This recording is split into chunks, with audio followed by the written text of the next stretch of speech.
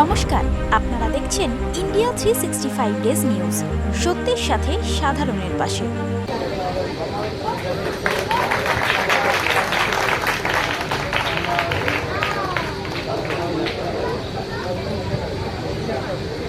সকলে করতালি দিয়ে আপনারা যেভাবে এগিয়ে এসেছেন শাহ আলমের নেতৃত্বে, আমি আপনাদের প্রত্যেককে কুর্নিশ জানাচ্ছি এবং মনে করি মমতা বন্দ্যোপাধ্যায় যে বাংলার স্বপ্ন দেখেন, যে আগামী প্রজন্মের স্বপ্ন দেখেন, আপনারা নিশ্চিতভাবে তার দেখানো পথে এইভাবেই মানুষ হয়ে মানুষের পাশে থাকবেন। এই জ্যাংরা হাতিয়ারা এই জায়গাটা নিউ টাউনের একদম ভেতরে পঞ্চায়েত এলাকা। দেখুন আমাদের কত কন্যাশ্রীর বোনেরা এখানে বসে আছে, তাই তো? এত মায়েরা বসে আছেন। অন্যান্য এমন অনেক রাজ্য আছে, দিল্লি, হরিয়ানা, সন্ধ্যে 6টা সাড়ে 6টার পরে মেয়েরা রাস্তায় বেরোতে পারে না। আপনারা সেই রাজ্যে আছেন, সেই কলকাতা শহর সারা দেশের মধ্যে মেয়েদের জন্য সবচেয়ে নিরাপদ শহর, এবং সেটা দেশের একমাত্র মহিলা মুখ্যমন্ত্রী তিনি করেছেন। কিন্তু আমার মনে হয় বাংলার মেয়েরা সেই পুরুষতন্ত্রকে চ্যালেঞ্জ করে আগামী দিন মানবতন্ত্র গড়ে তুলবে। এটা বাংলার মাতঙ্গিনীর বাংলা, মাদার তেরেসার বাংলা, ভগিনী নিবেদিতা এই বাংলায় কাজ করেছে।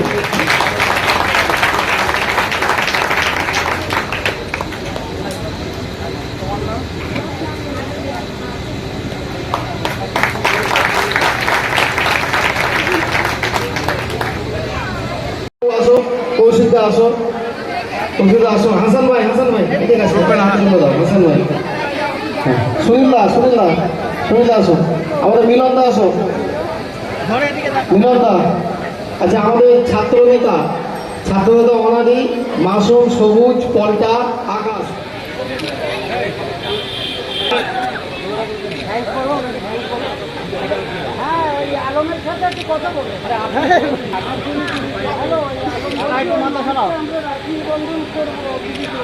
তৃণমূল কংগ্রেস বা বাংলা নয়, আমি আপনাদের মাধ্যমে একটা অনুরোধ করব, বাংলার একটা ঘটনাকে দেখিয়ে তৃণমূল কংগ্রেসকে বদনাম করবার জন্য সারা বাংলার বদনাম আপনারা যারা করছেন তারা দয়া করে করবেন না। তার কারণ এই বাংলা থেকেই আপনারা জানেন কন্যাশ্রী সারা দেশকে পথ দেখিয়েছে। মমতা বন্দ্যোপাধ্যায় কন্যাশ্রী যেমন করেছে, তার পাশাপাশি মেয়েদের ক্ষমতায়নে আমরা সারা ভারতবর্ষে একমাত্র পার্টি। মহিলা রিজার্ভেশন পার্লামেন্টে দেখুন, সবচেয়ে বেশি মহিলা এমপি আমাদের, এবং পঞ্চায়েতে 50% মহিলা রিজার্ভেশন। এই মানসিকতাকে আমাদের আটকাতে হবে, এবং তার জন্য আমি এখানে যে কথাটা বললাম, শিক্ষার প্রয়োজন, জায়গায় জায়গায় শিক্ষার প্রয়োজন, এবং আমাদের ভাইদেরও যেমন দায়িত্ব, দাদাদেরও দায়িত্ব যে রাস্তাঘাটে আমাদের কন্যাশ্রীর মেয়েরা যাতে মাথা উঁচু করে চলতে পারে। দিদি তো সব ব্যবস্থাটা করে দিয়েছে, সব ল্যাম্পপোস্টের নিচে তো পুলিশ দাঁড় করিয়ে রাখা সম্ভব নয়, কিন্তু আমি একটাই জিনিস বলবো, এটা রাজনীতি করার বিষয় নয়। যারা রাজনীতি করছেন ঘৃণ্য রাজনীতি, এই ঘৃণ্য রাজনীতি হওয়া উচিত নয়। তার কারণ তাদের বাড়িতেও মা বোন আছে। আজকে উত্তরাখণ্ডে 9 দিন পরে একজন নার্সের মৃতদেহ ধর্ষণ করে খুন হয়েছে, সাথে একটা বাচ্চা ছেলেকে। আপনারা ভাবুন, মানসিকতাটা ভাবুন। উত্তরপ্রদেশেও হয়েছে, মুম্বাইতে গত 2 দিন আগে একটা ক্লাস 11-এর বাচ্চা মেয়ে, উড়িষ্যায় হয়েছে। সুতরাং সেটা নিয়ে প্রধানমন্ত্রী কোনো কথা বলেন না। প্রধানমন্ত্রী লালকেল্লায় দাঁড়িয়ে বাংলা নিয়ে কথা বললেন, তার কারণ উনি বাংলা বিরোধী। বাংলা থেকে বাংলার লোক ওনাকে রিজেক্ট করেছে যেহেতু, ওই জন্য মণিপুর নিয়ে কোনোদিন কথা বলতে শুনিনি। আমি কোনোদিন শুনিনি প্রধানমন্ত্রী ব্রিজভূষণকে নিয়ে কথা বলেছেন। আমি কোনোদিন শুনিনি রেসলারদের যখন অত্যাচার হয়েছিল তাকে নিয়ে কথা বলেছেন। আমি কোনোদিন শুনিনি উন্নাওতে যখন ধর্ষণ হয়েছিল সেটা নিয়ে কথা বলেছেন। আমি কোনোদিন শুনিনি যখন হাথরাসে ধর্ষণ হয়েছিল সেটা নিয়ে কথা বলেছেন। তার কারণ এই সবকটা রাজ্য বিজেপি শাসিত রাজ্য। আপনার রাজ্যে হলে ফেলিওর নয়, বলে ভগবানের খেলা, আর এখানে হলে এক্ষুনি মুখ্যমন্ত্রীর পদত্যাগ চাই।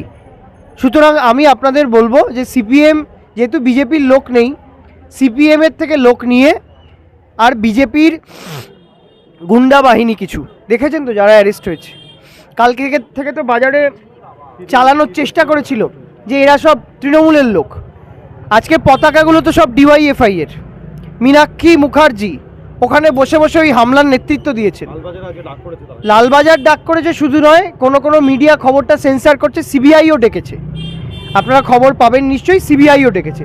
সুতরাং আমি আপনাদেরকে বলবো যে তদন্ত নিশ্চয়ই আমরা ফাঁসি চাই, এবং শুধু ফাঁসি নয়, সমাজে এরকম মানসিকতার মানুষ যেন কোনো দিন, এরা সমাজের কলঙ্ক, বাংলার কলঙ্ক, সারা দেশের কলঙ্ক, জাতির কলঙ্ক।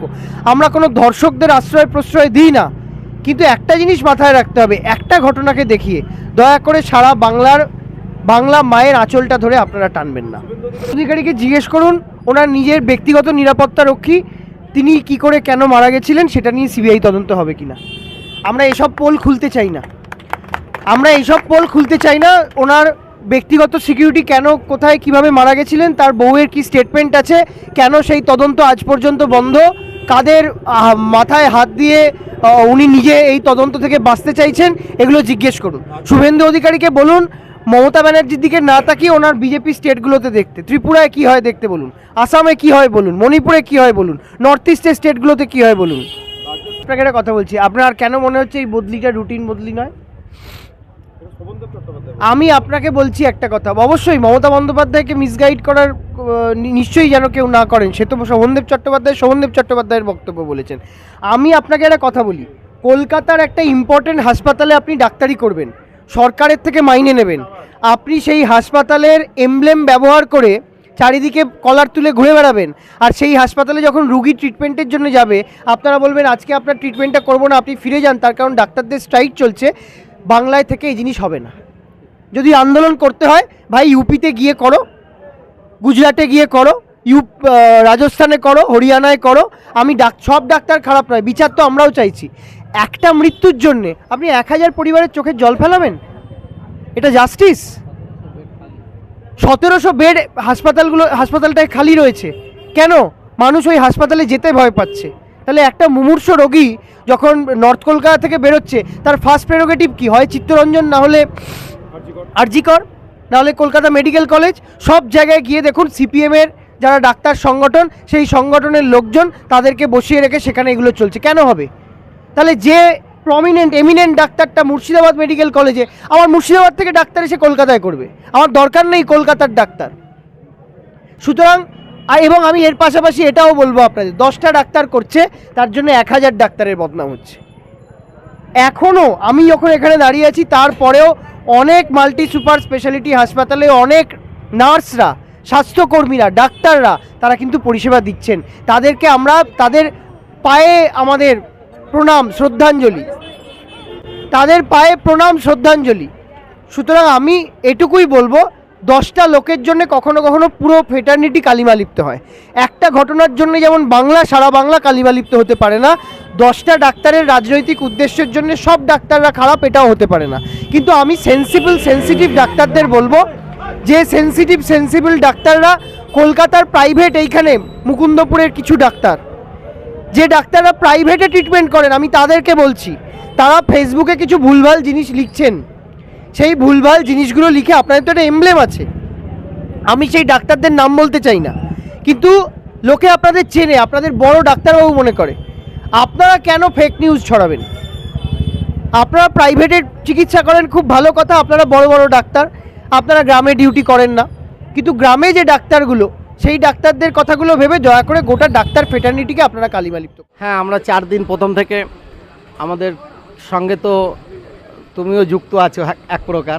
14 তারিখে রাতের বেলা আমরা ফ্ল্যাগ হোস্টিং করলাম রাত 3টে পর্যন্ত। 15 তারিখে আমরা করলাম আমরা র্যালি করলাম, বর্ণাঢ্য র্যালি করলাম। তারপরে আমরা 16 তারিখে রক্তদান শিবির করলাম এবং 2টি দুস্থ বাচ্চার জন্য অর্থ সংগ্রহ করে তাদেরকে প্রায় 3.5 লক্ষ টাকা আমরা তুলে দিলাম। তার সাথে সাথে আমরা আজকে আমাদের কৃতি বাচ্চারা যারা মাধ্যমিক উচ্চ মাধ্যমিকে উত্তীর্ণ হয়েছে, সেই সমস্ত ছেলেদেরকে আমরা করলাম, তাদেরকে সংবর্ধনা দিলাম, কারণ এটা করতেই হবে, খুবই প্রয়োজন ছিল। সেই কারণে তাদের জন্য করলাম, কারণ তাদেরকে উৎসাহ দেওয়া এবং তাদের পাশে দাঁড়ানোটা আমার একটা কালচার। কারণ আমি 5 থেকে 12 পর্যন্ত গরিব দুস্থ মানুষদেরকে আমি বইপত্র দিই, সেই কারণে আমার এই কাজটা ওদেরকে ধরা আছে। তো সবাই এসছে, স্বতঃস্ফূর্তভাবে সব বাচ্চারা এসছে, আমারও খুব ভালো লাগলো, আনন্দিত হলাম।